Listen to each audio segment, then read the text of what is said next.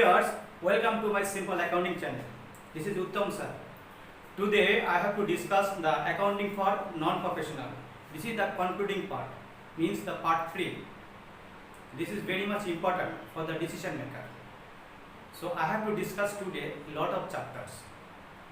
So you have to keep a patient hearing to my lecture. First of all, I have to discuss the cash budget. What is called cash budget or cash budgeting? Cash budgeting means some of the statement where we can find the closing balance time wise. Maybe some of the business, their financial years start from January to December. So January to December, we have to get the clear idea about the cash inflow in the business and cash outflow in the business, and what is the amount remain end of the year month that is to be found out. So this is coming from the cash budget statement. So what is the matter is over here? First of all, you have to write the receipts. All the receipts to be written in the top of the statement of that particular month, maybe January to December. Second one, you have to write the less expenditures or expenses. Whatever the expense is over that particular month, that is to be written. So from the receipts, you have to subtract the all expenses. Then the figure remaining one hand, you have to write over there. With that figure, you to add up the opening cash balance. The figure you got, that is called the closing cash balance. So what is the closing cash balance? This is to be the opening cash balance for next month. By this way, you have to get the closing balance, which is remaining after the month. You can get the information. Maybe sometimes some of the machinery, some of the big investment is to be in the middle of the year. Maybe in June, some of the investment, some of the machinery need to be replaced. It means you have to buy the another machinery, eliminating the old machinery. So within time, maybe you have to require $1 million. Then you have to consider what the amount of money remaining in the month of May. Maybe you see the machinery is to be required in month June. You have to follow what is the closing balance of month April, May, like this. So you see in the May month you have the $600,000, but you have to require that $100,000. That is 1 million. So there is the deficit, but you badly needed to replace the machinery. So what is to happen? Then obviously you have to source some other bank or financial institutions so that you can negotiate some of the loan. Maybe you have the suffering from deficit, that is the $400,000. $400,000 you have the deficit because you have on hand that is the 600,000. So 400,000 is to be required. So you go some of the bank and you have to arrange the money. Then you can buy the machinery.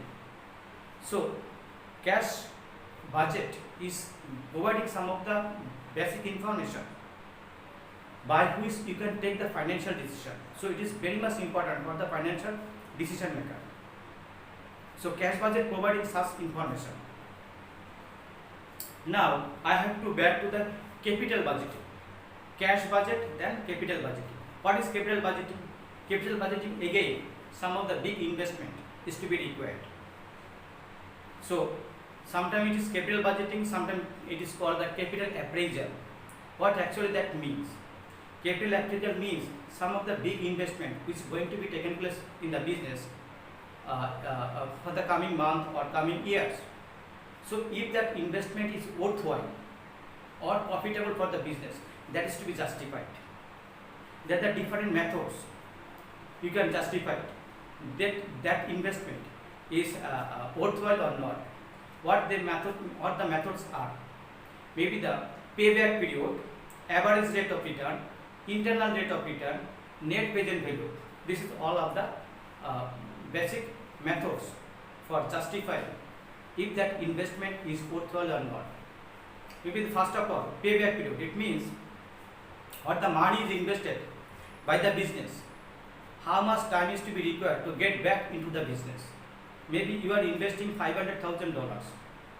How much time is to be required to get back this money into the business? Maybe payback period is the simple method through which you can justify how much time is to be required to get back the money to the business. Another is the average rate of return.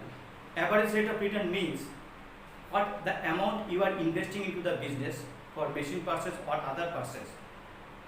So what will be the return of that investment? That can be determined by the average rate of return. So payback period and the average rate of return, that are the demerits of that, because this is the methods which is not scientifically be applied, because time value of money cannot be recognized by this method.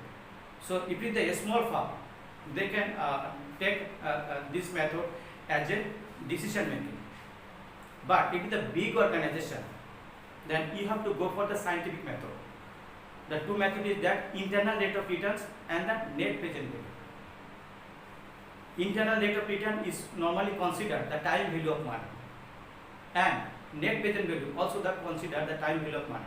But whenever you are going to determine the internal rate of return, it is very complicated, and most of the business is ignoring using the internal rate of return.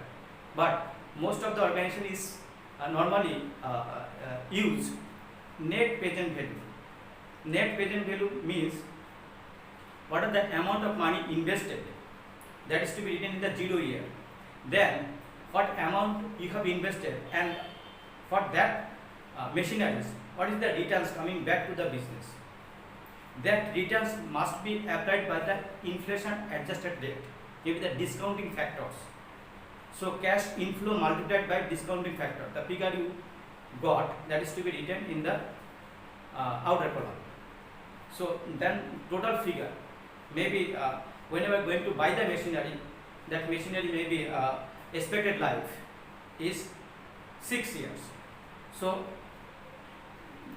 all 6 years, what amount, the first year, second year, third year, fourth year, fifth year, sixth year, what amount of money inflowing. So that money is to be multiplied by this factor, present value factors. Present value factor means sum of the rate which is inflation adjusted rate. So that figure is to be applied, that factors is to be applied with the cash inflow. So total figure is to be summarized, and that figure is to be compared with the investment. If the total figure coming to your business more than that your investment, then that investment appraisal is worthwhile for you. If the positive net book value is over there, positive net cash inflow is over there, it is to be accepted. But if it is the negative, maybe you are investing $500,000, you get over there $4,500,000. So it is the negative value, $500,000 negative value. But if it is the $600,000 or $700,000, so it is the positive value. So this provision is to be accepted. This net present value method is normally used by most of the organization. And my suggestion towards you, you have to follow the net present value as an investment appraisal. Now I have to discuss in respect of cash flow statement. Cash budget and the cash flow statement not the same thing. Very important chapter, cash flow statement. This is the mandatory documents which to be maintained by the limited company. Cash flow statement. What is cash flow statement? Whenever you are going to discuss the cash flow statement, then basic thing is over there, cash flow statement. You have to be given two balance sheet. One is the opening balance sheet and then the closing balance sheet. So each and every item which is furnished in the balance sheet, that is to be scrutinized, that is to make the post-mortem. Maybe some of the asset, maybe the non-current asset or the current asset, non-current liability or the current liability, you have to closely scrutinize of the figure, maybe the opening figure and the closing figure. You have to closely scrutinize, and by this way you can make the cash flow statement. Cash flow statement normally two types: the direct method, direct cash flow statement, and indirect cash flow statement. Direct cash flow statement a few organizations following, but indirect method is normally followed by most of the organization. What is the content of indirect cash inflow or cash flow statement? There are the basic three elements over there.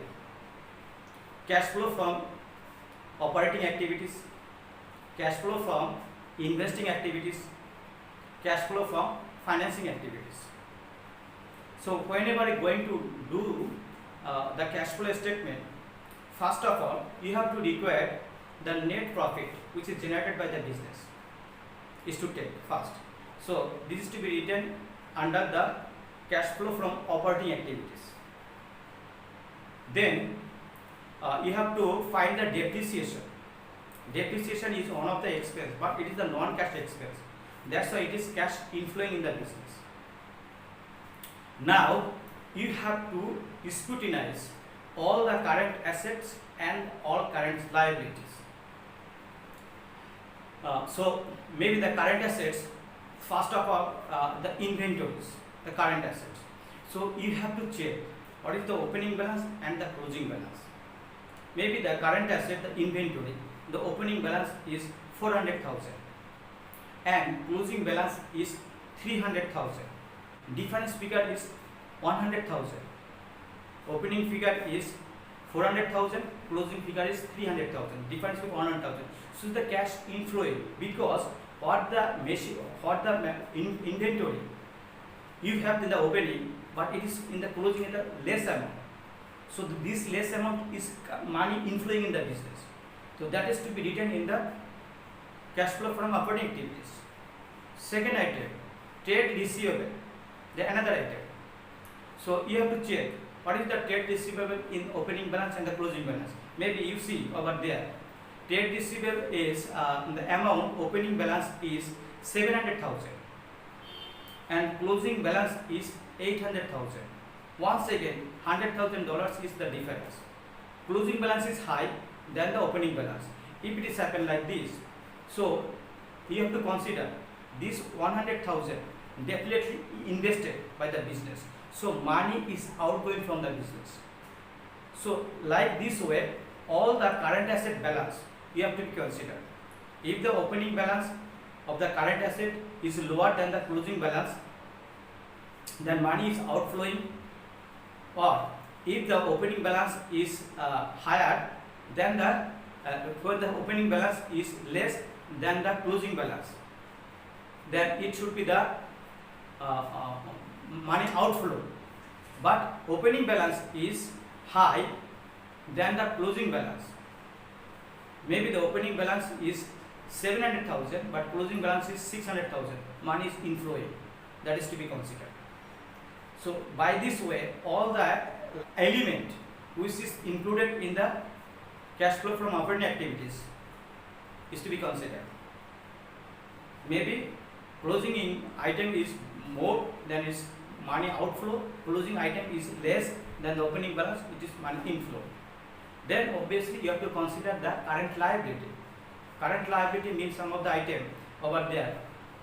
Trade payable, the current liability.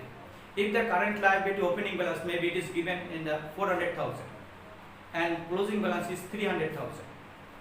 So you see closing balance is lesser. It means you have to closely think about that. Closing item is lesser amount.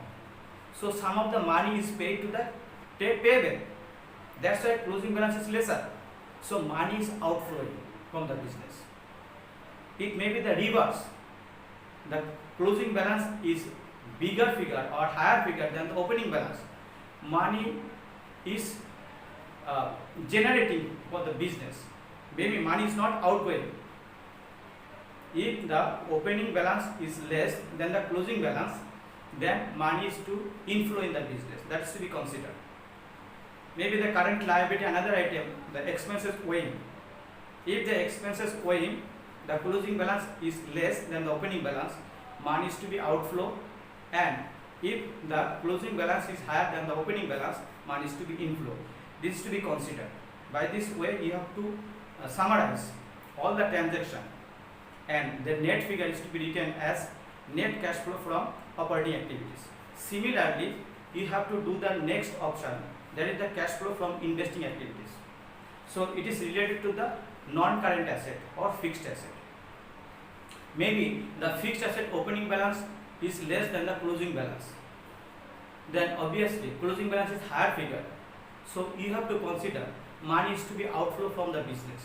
Some of the machinery or some of the non-current asset is bought. That is to be considered. But sometimes it is like this. Some of the opening balance is more than the closing balance. Opening balance is higher figure than the closing balance. Closing balance is less amount. So difference figure is normally we consider some of the machinery is bought. Some of the machinery is sold. That's why money is inflowing in the business. So if more investment is taking place, money outgoing, and some of the asset, non-current asset is sold, is to money inflow. By this way, we have to get the net cash flow from investing activities. You have to be written over there. Finally, we have to discuss the cash flow from financing activities. Whenever you are going to do this, then you have to consider first of all capital balance, opening balance and the closing balance. If the capital balance, closing balance is higher than the opening balance, so money is to be inflow in the business, that is to be considered. Maybe the debentures, the another item, maybe debentures opening balance is lower than the closing balance.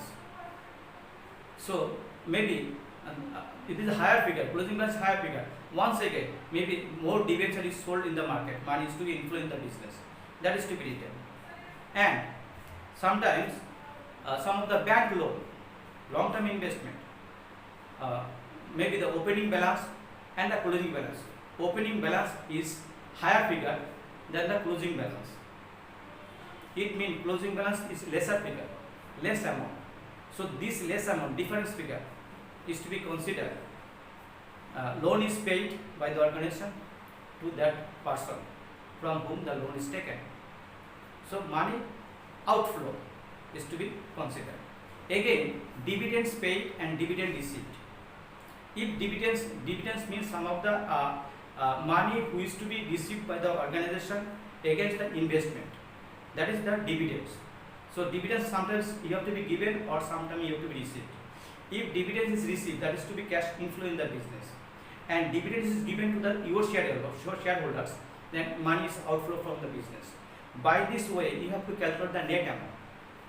It means net cash flow from financing activities. Then three items is to be added up or subtracted.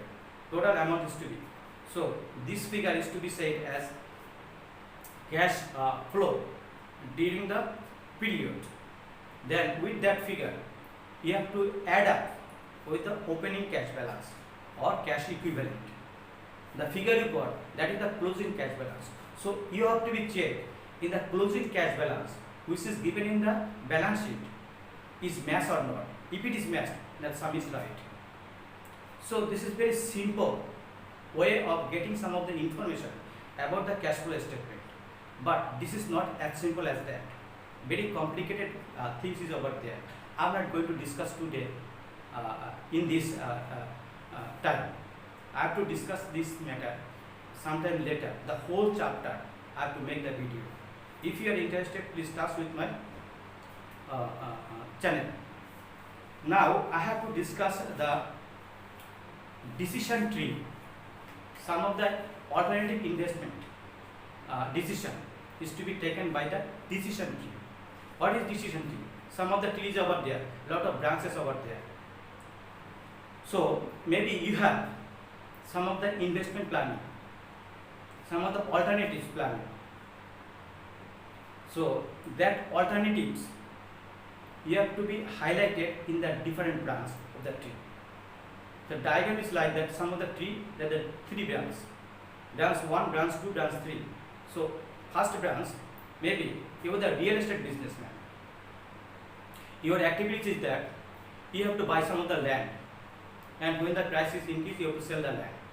So this is one of the option. You have to buy the land, and when the price up, then it's sold. So some of the net return is to come to your business. So whenever the branch is to be highlighted by the activities or the decision which is taken by the business. Here the statistical probability chapter is to be used. With the probability means if the success rate is 80%, then the failure rate is 20%. If success rate is 70%, failure rate is to be 30%. If success rate is 60%, the failure rate is to be 40%. This is the probability coming from the statistics. So this statistical probability is to be used in determining which option, which alternative, best alternative for the business. So by the these branch that is to be highlighted. First branch, maybe you are purchase some of the land, and when the land value is increased, you are selling the land. By this way, you have to make the profit. So maybe the success rate is 80%, failure rate is 20%. So you have to apply this 80% with the selling price. The figure you got, that is to be written at the positive value. And another the failure rate, that is 20%. So again, selling price you have to apply by 20%. The figure you got, that's the negative figure. So from the positive figure you have to subtract the negative figure. The net figure value is to be written end of the branch 1. Maybe you have the another option. You are interested to develop the land. Maybe the land which you have bought, that land was the low land. Now you are fill the soil on that land or garbage on that land. So to develop it, the land. So your planning is that you have to make some of the plot, and that plot is to be sold. Maybe the 5 decimal or the 10 decimal, 20 decimal, 30 decimal plot you have to make. That plot is to be sold. There again some of the possibility over there, the success rate and the failure rate. Maybe the success rate is 70%, failure rate obviously be 30%.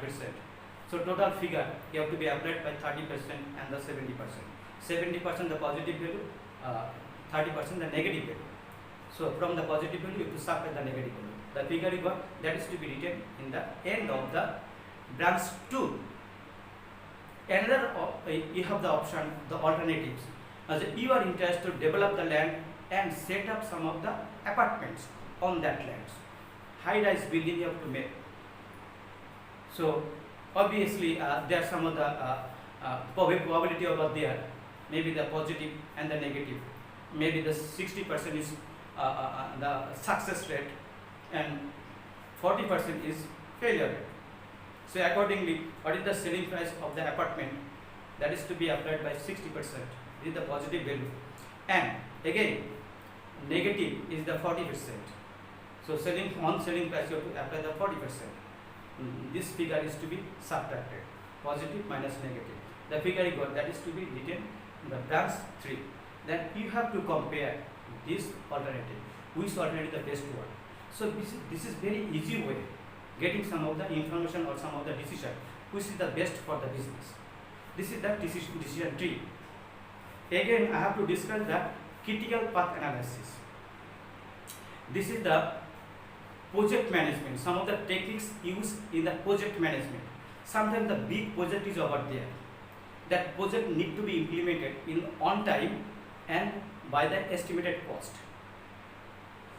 So then situation, CPA, critical path analysis, is to be used. As a project director or the project manager, you always try to complete your project by the scheduled time and by the scheduled cost or estimated cost. If some of the deviation is over there, maybe your project is not to be implemented on time. It will make a huge casualties, huge problems to be developed. So CPA, critical path analysis, maybe whenever you are going to go to the destination, then different route is over there, different ways you can go over there. So some of the ways, some of the barrier is over there. So this is the critical path. Maybe there is no float, there is no free float, but sometimes some of the way there is a free float. Float is the management terms or CPA terms. I am not going to discuss right now, but I have to go in details chapter. Whenever I have to go this CPA chapter, I have to make the practical problem in that. But right now, free float means I'm going to say tell in a very small way, and that is free float means some of the float means some of the time. A lot of activities, so the big project is over there, lot of activities is to be done, and that activity, some of the cost center, some of the center is over there, and that center you are allowing some of the time, maybe the 2 days or 3 days, the time is to be allowed. So if it is the free float, maybe extra time is over there, but if it's not free float is over there, so this way the critical part, maybe 3 days, you have to be conducted by 3 days, but sometimes it is 5 days, 2 days is the free float, more time is over there. So critical path is the path. If you go to the destination through that path, maybe in between the different center, different circle, the time estimated, if some of the time taken more than that estimated time, then the projected time is to be increased. So on schedule, on the time, the project cannot be implemented. So you have to ignore the critical path. But some of the path, which is the free flow over there, you have to follow that path. So that maybe some of the delay is to be done in the different center, that will be no problem. In your project is to be completed by due time and by the due cost. So this is very big chapter, very important chapter and complicated chapter. But what is the main thing of that? Main thing is that when the project going to be implemented, you have to ignore the critical path, but you have to follow non-critical path. So by that way, you can complete your project on time and by the estimated figure.